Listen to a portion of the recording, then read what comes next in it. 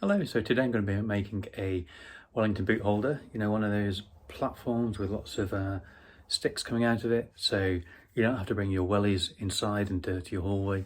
So I'm going to make one of those to go outside, but what you probably realise is that when you want to take them off, you don't necessarily stand on the cold floor. So what I'm going to do is also make like a long platform. So at one end there'll be a raised bench, next to it will be all the sticks to put your wellies on. Now I've taken out the handles off some more brooms.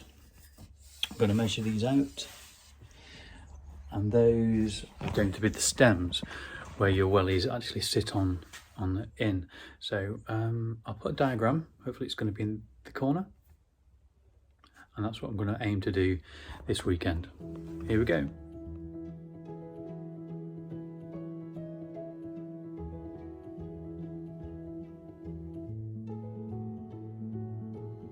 So there we go. Cut the broom handles down to size 25 centimeters, 35 centimeters.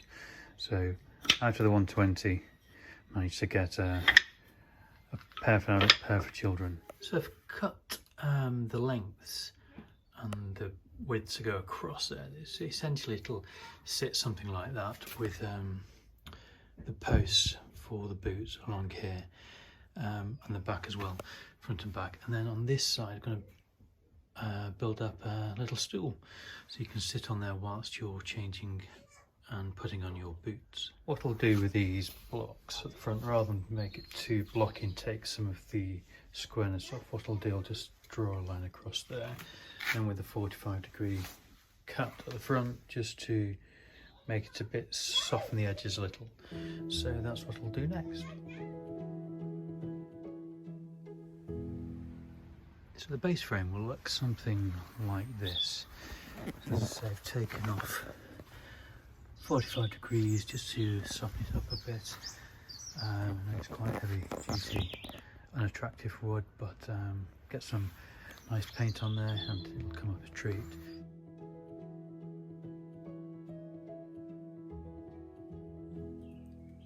Okay, so I've cut the legs out.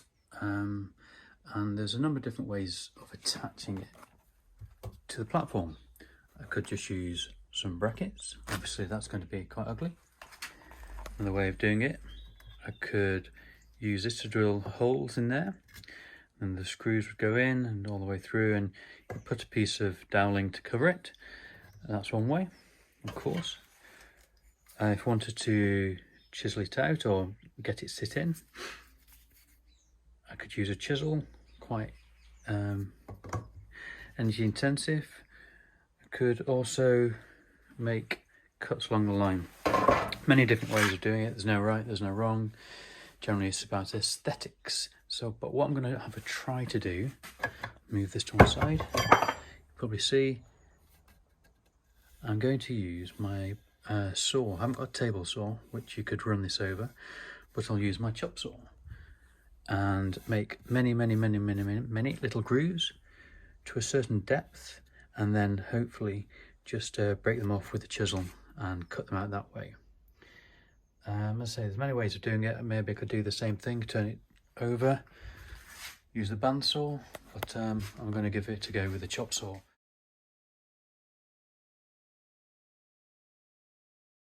So okay, here's my test piece that I've cut out. Here's going to be another test piece which is equivalent of the leg of the chair. So try to do this one-handed, but the idea is that goes snugly in there. Okay, and that's the way I've channeled out. Need some tidying up. But yeah, that's the way I've channeled out.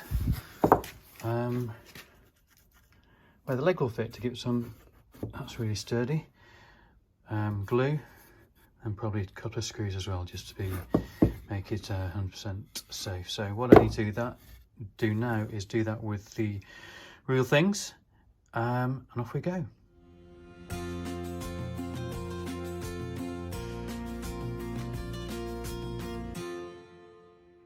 Right, got the 4 chair posts in there. Just secure those, make sure they're square both horizontally and vertically, but yeah, they're sitting in those channels. Hopefully makes it quite sturdy. I've clamped all the legs together. What I'm going to do is make a hole there, so that'll be the strengthening strap between each leg. So I'm going to drill a hole in here. I haven't got a 18mm drill bit, so I've got 16, then I'll probably chisel it out to be square. Now I'm only going to go down maybe a centimetre or so this will slot in, glue it in and give it some rigidity. Right, here it goes.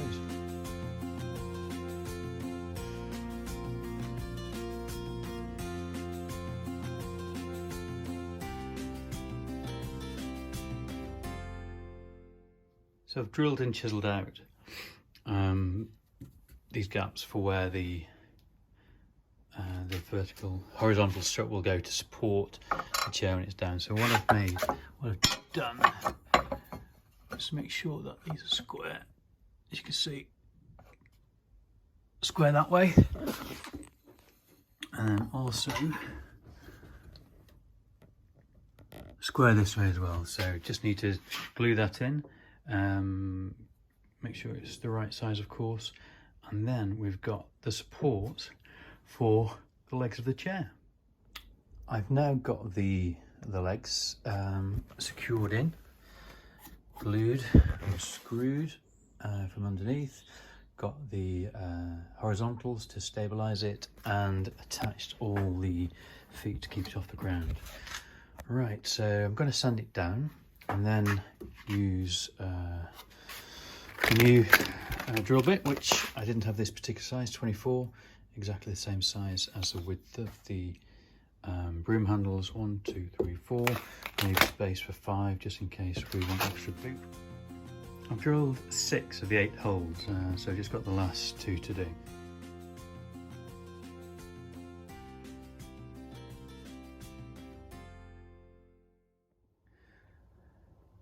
Brand new bandsaw. It's maiden voyage. Let's see how it goes. I should say, should I go?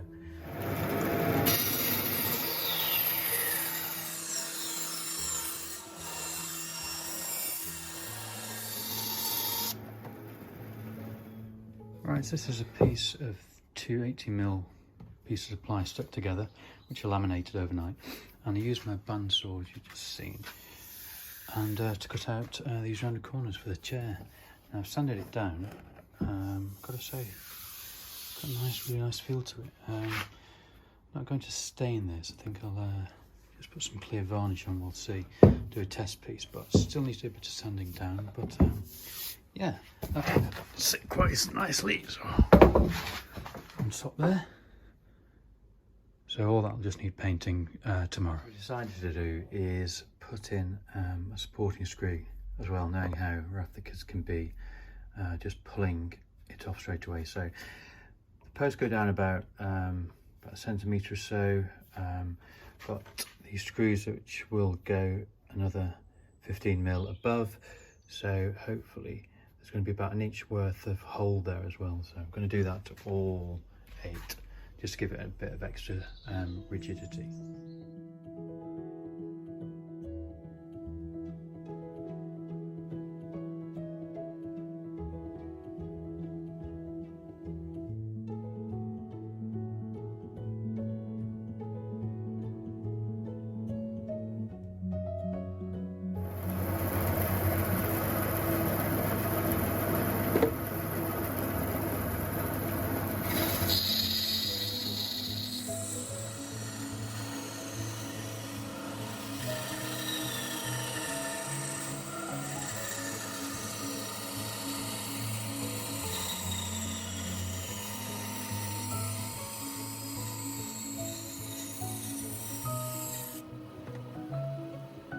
Onto using the belt sander to smooth the edges that I've just cut on the bandsaw.